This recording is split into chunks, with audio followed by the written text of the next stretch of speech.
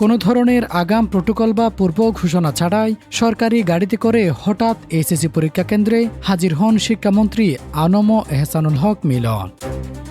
মঙ্গলবার ২১ জুলাই মানিকগঞ্জের সেংড়াই উপজেলায় একাধিক পরীক্ষা কেন্দ্রে তার এই আকস্মিক উপস্থিতিতে সৃষ্টি হয় ব্যাপক চাঞ্চল্য।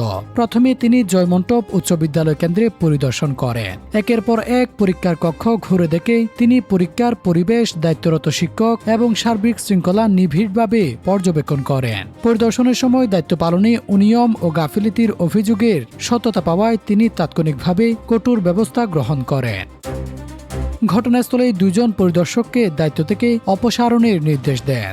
এ সময় শিক্ষামন্ত্রী উপজেলা নির্বাহী কর্মকর্তাকে স্পষ্ট ভাষায় জানান, এইচএসসি পরীক্ষায় কোনো ধরনের অনিয়ম, নকল বা দায়িত্বে অবহেলা কোনোভাবেই বরদাস্ত করা হবে না।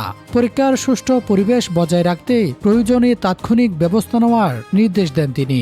এরপর তিনি শাহিল উচ্চ বিদ্যালয় কেন্দ্রেও আকস্মিকভাবে পরিদর্শনে যান। সেখানে প্রায় ১০ মিনিট অবস্থান করে প্রায় ৬টি কক্ষ ঘুরে দেখেন এবং পরীক্ষার সার্বিক পরিবেশে সন্তুষ্ট প্রকাশ করেন। সবকিছু পর্যবেক্ষণ শেষে শিক্ষামন্ত্রী ঢাকার উদ্দেশ্যে রওনা দেন। শিক্ষামন্ত্রীর এই আকস্মিক পরিদর্শন ও অনিয়মের বিরুদ্ধে তাৎক্ষণিক কঠোর পদক্ষেপে স্থানীয় প্রশাসন, শিক্ষক ও শিক্ষা সংশ্লিষ্টদের মধ্যে ব্যাপক আলোচনা শুরু হয়েছে। অনেকেই মন্তব্য করছেন, এমন নজরদারি অব্যাহত থাকলে এইচএসসি পরীক্ষায় নকল ও অনিয়ম অনেকটাই নিয়ন্ত্রণে রাখা সম্ভব হবে।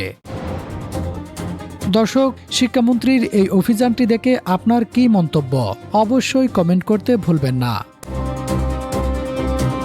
Desk report, pro news.